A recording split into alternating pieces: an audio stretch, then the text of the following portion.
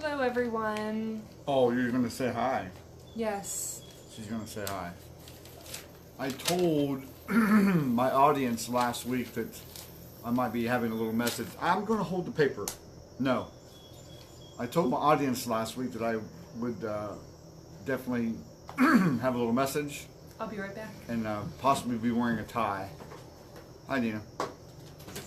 So I'm going to be delivering a message, and I do have a tie on, along with a decorative hat.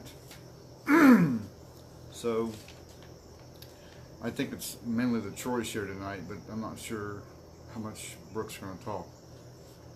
She talks a lot when she's in here anyway, so I'll just take over this time. I'll just talk. Anyway, what's up, Radar? Got a frog in my throat. This tie is just too tight. I don't know if I can talk with it or not. You guys like it, right? And if you guys can see me full length, I'm wearing a t-shirt, a tie, my cowhide hat, a pair of jogging shorts, and tennis shoes that are untied with no socks. So I'm extremely comfortable, but that's okay because I'm home and I'm just hanging out. So, alright. Tonight, the title of tonight's... man, must be a big frog. The title of tonight's message or theme is what you're going to want to do is. What you're going to want to do is. So listen closely, it's very important. Are you coming, Brooke, or what? She's not even a part of this, so I don't. She can come if she wants to, but it's not really a big deal. All right. 2013, I had the awesome opportunity to go on a mission trip. And some of you that know me going, what? What the heck are you doing going on a mission trip? Well, it was a blast. It was actually life-changing. It was amazing. So my mission trip was with our church at the time up north, and it was called Believers Church. Hi, Dad. My specific instructions from my dad was to say hi, Dad. So I had the awesome opportunity to go to Antigua, Guatemala. I can't even say it. It was on a mission trip with a missionary that our church hosted and represented. His name was Greg Miller, or is Greg Miller. He's still there. He's still there. Anyway, this mission trip was pretty cool for me because, number one, I'd never been out of the country before that day. And number two, we were going over there for a purpose. We were going over there to help the villagers and assist the villagers and, number one, feeding them and providing food for them. And number two, spreading the gospel, letting Pastor Greg, who was fluent in Spanish, spread the gospel and tell them about Jesus and the Lord and going to church and all the stuff that you're supposed to do, right? What is happening? I'm trying to get this tie off and I'm about to choke myself 3 times. Well, the sirens are coming to help you out. Well, they've probably seen a picture of me dressed like I am and they're coming after me. There's a fire somewhere. Sign Oh me my up. gosh. Do you guys hear those sirens? There's a bunch of them. There's like 15. All Not right. really. There's at least 2. At least 2. That's like 15 in Brooke's language. Anyway. What you're going to want to do. What you're going to want to do is Just listen look to this at it. message. All right. First thing. So, as I'm over in Guatemala and as I'm flying in on the plane, I'm looking at the scenery. It's just gorgeous. So this is what happens. I talk and she heckles, like usually when she talks and I heckle. What happened to your hat? Now we're not in the jungle? So Does it look like we're in the jungle now? Yeah. So as I'm flying over, I'm looking at the mountains and all the plants and scenery and greenery. It's just gorgeous. We get landed and, it's just a neat place to be. That the sirens going on here. But it's just gorgeous. And I love mountains anyway, and to see all the plants and how they garden and farm there. And when you get inside of Guatemala City and Antigua, the traffic is crazy. You think 71 and 270 is bad. Oh my gosh. These guys are it's amazing. As a matter of fact, the guy that was driving the bus told me, he said, just so you know, I know where you work back home, and they do have laws here, but they don't really pay attention to them. What's up, Brandon? So it was quite obvious because people were driving less than 6 inches away from us, and it was crazy. Anyway, city was crazy, scenery is beautiful, and we get toted to our place of staying, which is an orphanage in Oh boy, Greg's going to shoot me for not remembering the name. Zacapa. Zacapa, that's it. I know things. Zacapa, Guatemala, and it was an orphanage, and that's where we're going to stay for our 9 days while we're there. So, you know, I've talked about the traffic, the scenery. When we get there, What you're gonna want to do? what you're going to want to do is I made right. those same faces during class. Right. So he's used to them then. Exactly. All right. So as we're touring around and we get to go up to the mountains to talk to the villagers and see the people that are, you know, at the foot of the mountains, people are they're just, I mean, no offense meant at all. It's just simple life. They have a job to do. They got family to take care of. They got their little property or place to take care of, and that's it.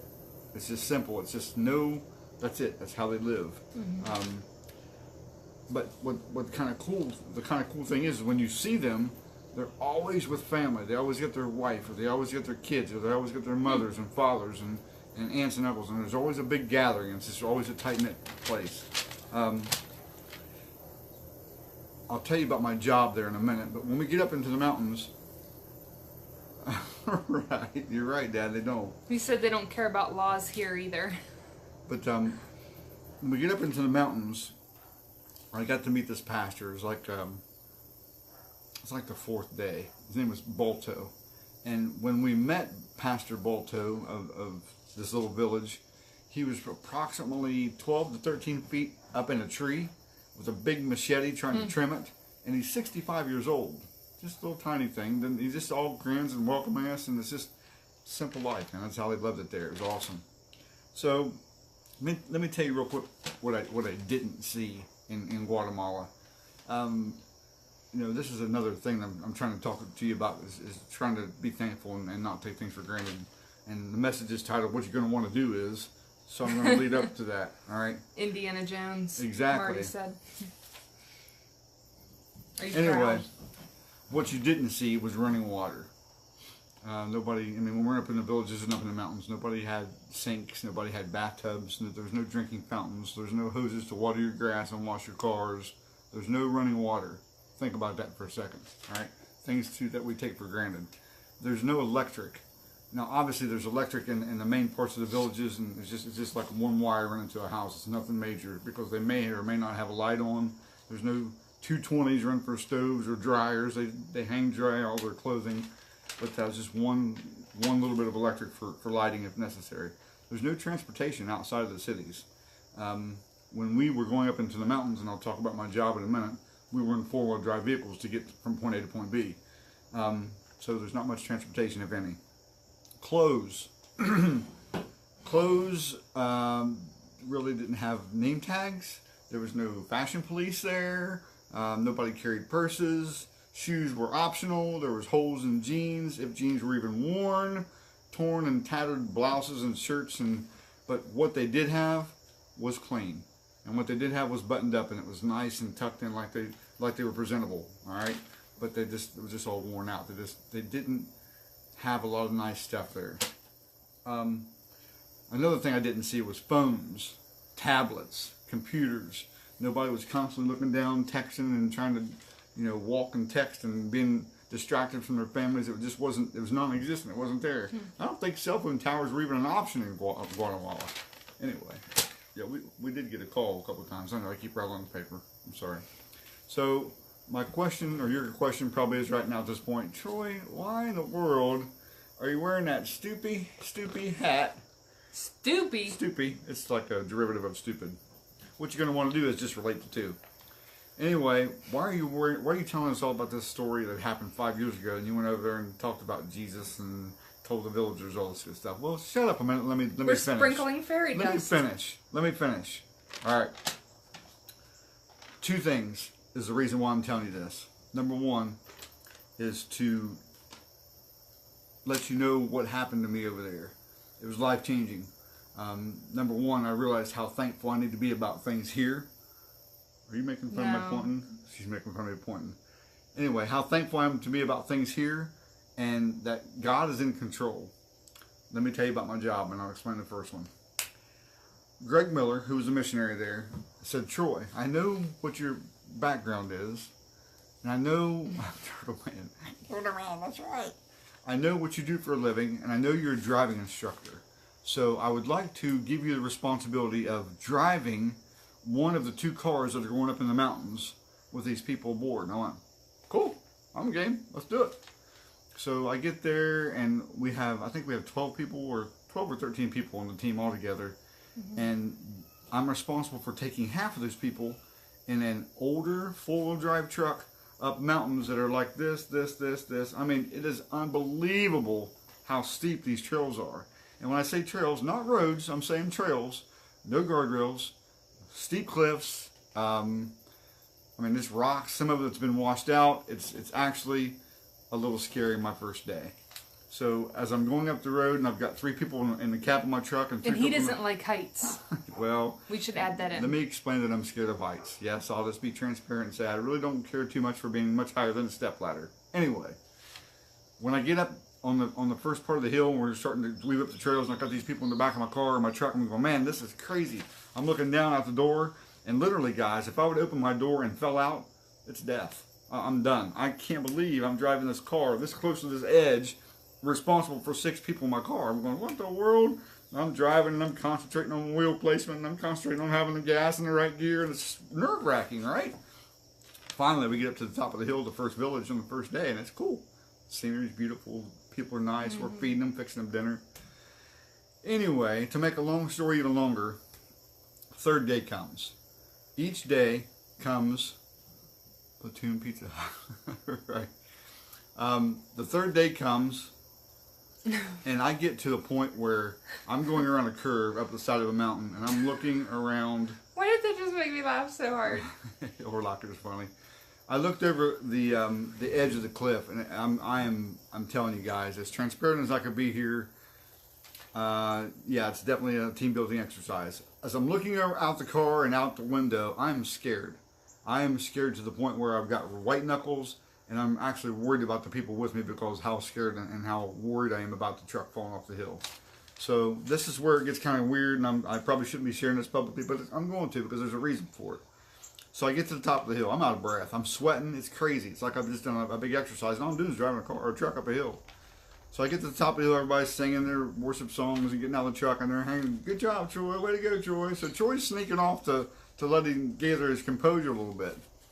And Greg walks over to me. He says, Sexton, what are you doing? I said, dude, I just need to get away for a minute. He says, no, what's up? I said, I'm scared. He said, what? I said, Greg, I'm scared. I'm scared of wrecking these people and causing a crash and somebody getting hurt and falling out of the truck or wrecking your truck and you're not having transportation to get back up here to talk to these villagers or dying for crying out loud, you know? I'm scared. He said, all right, got some questions to ask you. I said, all right, go ahead. He said, first off, are you steering the wheel? I said, yes, I'm steering the wheel. I'm trying to watch for the tire placement and not hit the washouts and hit certain rocks and not to puncture a tire. He said, okay.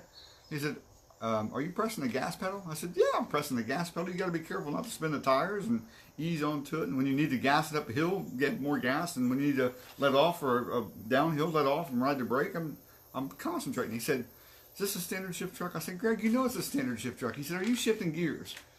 I said, yes, I'm shifting gears. When it's a more level thing and we can go a little quicker, I shift it to the higher gear. And when we need to slow down and take off the speed, I shift to a lower gear. When I'm, use the engine to brake our truck. He said, Troy, are you driving that truck? I said, yes. He said, are you in control? I said, yes. He said, are you in control of the truck? I said, yes. He said, no, you're not. You're not in control. God's in control. God has got you. God has got you, and He has a plan for you and everybody that's in your truck. He has a plan for you to come up here and help me teach these villagers about Jesus. He has a plan for you to come up here and talk to these people and help educate them and steer them into making a decision to live for God and to learn about God. If God didn't want you up here, you wouldn't be up here. He is always, always in control, no matter how much you think you are. Needed that. So that was a really cool moment for me to be corrected when I was at that height of emotions and telling me what was going on there. And he was telling me that I'm not, even though I think I'm in control, I'm really not at all. So that pretty much curbed the whole rest of the trip. I was much more relaxed. You know, I don't think I was reckless by any means, but I was much more confident in my abilities because he was functioning through me and driving the truck and controlling the truck and everybody in. So it was kind of cool. That was my job. I took very much pride in it when I was finishing up there. I have a real quick scripture to read just for that one right there. It said, thank you. I appreciate that. I'm not sure if any of you have a Bible closed or anything like that, and I wasn't planning on preaching, but it's just kind of a neat message. So Isaiah 41:10. So do not fear, for I am with you. Do not be dismayed, for I am your God. I will strengthen you and help you. I will uphold you with my righteous right hand. It's outstanding, right? I needed that day, and that's what Greg told me in his own words. So the first part of this story is to tell you about God being in control. The second part is to tell you about being thankful.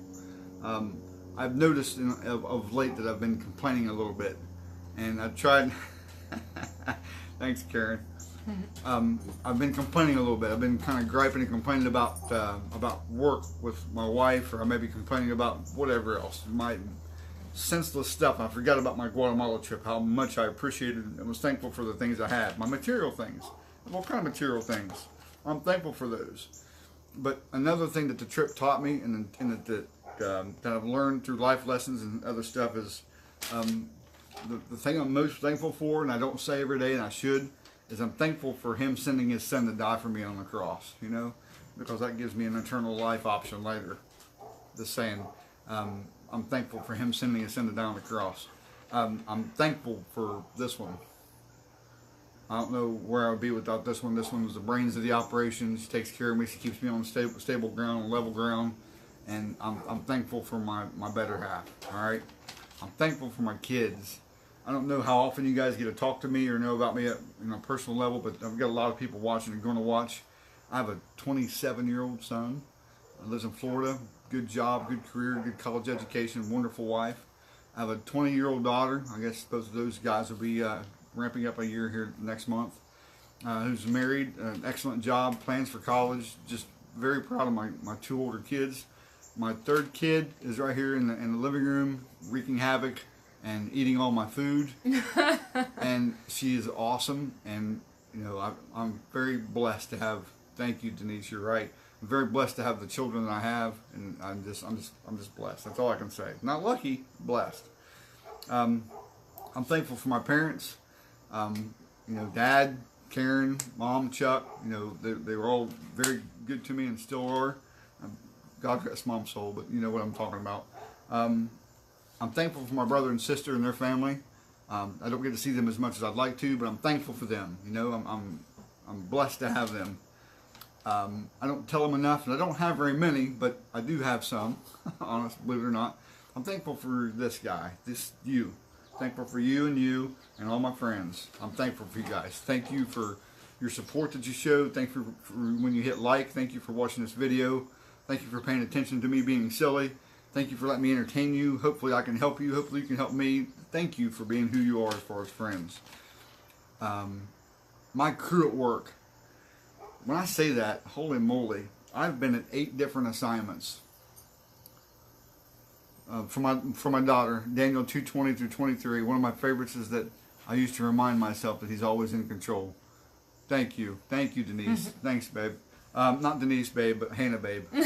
Hannah's my daughter. Anyway. Yeah, you should probably clarify. Thanks, babe. When I say crew at work, holy crap, I love you back, sweetie. Not you, Denise, Hannah. When I say my crew at work, I'm on my 8th assignment in this uniform, and I've worked at 3 other departments before that. Holy moly, the people I've worked with and the people I've shared stuff with, the people I've arrested, I've learned things from. I mean, all people. What not to do. Thanks, Teresa. Pity pat. Read it. You're a Read sweetheart. it It for says, proud of the person you've become. I never have forgotten you reaching out to me when my daughter had her accident. A good man for sure. Well, please don't spread that around because people start to like me, and that's not necessary. Thank you. I appreciate it. Love everybody. But the crew I work with, I mean, that consists of at least 200 people I've made friends with deputy sheriffs, police officers, secretaries, Oh, dispatchers, easy. supervisors. It's probably a lot more than that. Probably is, but I love all you guys, and thank you for just liking me for who I am. The biggest thing, and I haven't even let Brooke talk yet today. She said, "What am I going to say this time?" I said, "I don't know. I'm going to ramble a little bit." So, but the biggest thing I want to say is this, and I tagged a buddy of mine, Jake. I hope you're watching. I think you are.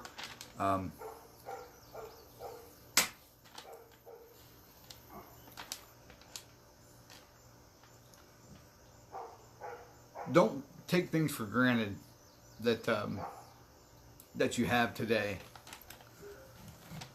Proverbs 27:1. Do not boast about tomorrow, for you do not know what the day holds.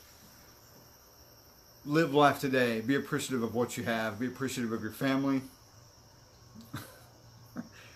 Be appreciative of your family. Be appreciative of what you have. Be appreciative of your life experiences, because you don't know what tomorrow holds. I tagged a friend in this, so in case he's with his brother-in-law, he can kind of pass on a special message. Any of you that are dealing with something difficult in your life, whether it be spiritual, whether it be financial, whether it be physical, we're praying for you. God's right there with you. All right, God's there to provide for you. Just keep strong in the faith that He's got in you. I'll be back. Okay. I have one more real quick one here. It's Luke 22. Luke 12, I'm sorry. Luke 12, 22 through 26. And please bear with me as I read this. I don't mean to read, but I don't have these memorized yet. Maybe someday. Do not worry about your life, what you will eat, or about your body, or what you will wear. Life is more than food, and the body more than clothes. Consider the ravens. They do not sow or reap. They have no storeroom or barn, yet God feeds them. And how much more valuable you are than birds. Who of you is worrying to add a single hour of his life? Since you cannot do this very little thing, why do you worry about the rest?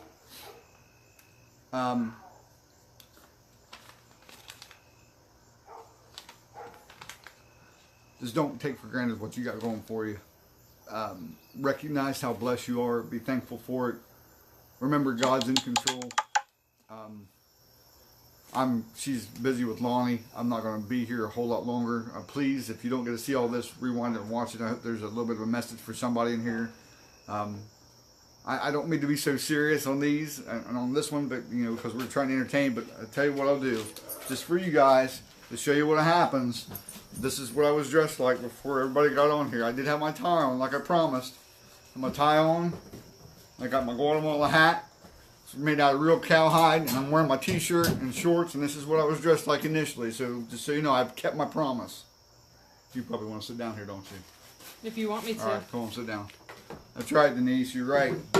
So with that, thank you all for being attentive and watching. I'm not sure if you have anything to say at all. Guys, just so you know, probably ought to write the date down of this video, because I don't know that I've ever heard Brooke be this quiet.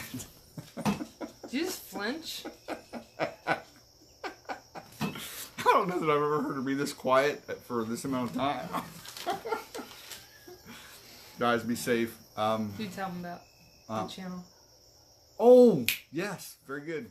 I'll wear it. You'll wear it? Go for it. I want to be in the jungle. Welcome to the jungle. And we can't sing that on video. My hair's in the way. Anyway, we started a YouTube channel for this specifically. It's dirty. I know, Haley. I know. I'm sorry for that. Hopefully nobody's offended that I look too much like him. We started a YouTube channel, and we would love for you to subscribe to it. It's something we're going to start transitioning from Facebook to YouTube, and kind of coincide to reach a bigger audience and to entertain and maybe take requests and do silly stuff, because we're goofy like that. The Brooke and Troy Show. If you have a YouTube channel, jump on there and search for that. Subscribe to us, like us. That's backwards, silly. No, that's backwards, silly. Is it better? Anyway, I have to dress him. I have to dress him. Would you like for them to see what I'm wearing now?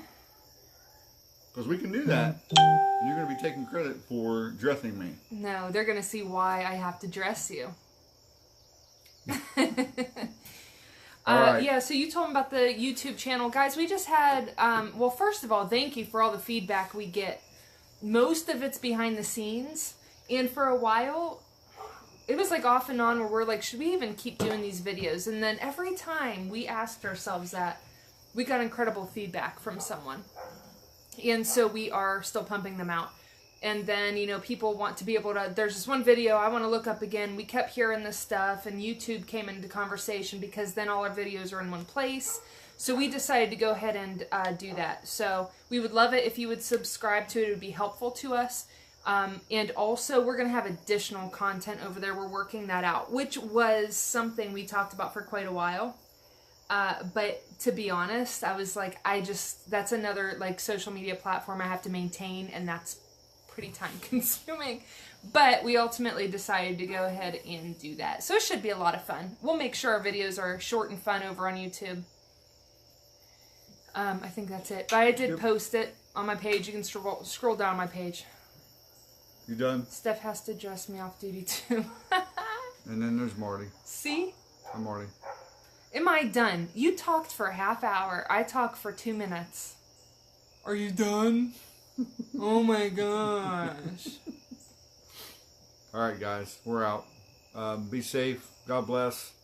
Don't take for granted what you have. Make sure and be thankful for it.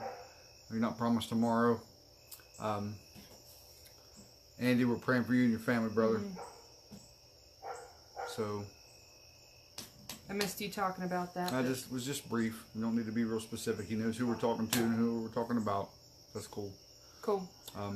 Guys, be safe. I'm out. Look for us next Wednesday. Subscribe to our YouTube page, pretty please. We'll be getting on that probably next week, as well as Facebook. So that's it. That's all I have. That's all I got, I think. I feel like I'm forgetting something, but we'll just bring it next week. Not to give you a subliminal message, but we are going to get ice cream now. Yes. Yes. You can have ice cream. What are you going to have? Water. Finish her. Bye, guys.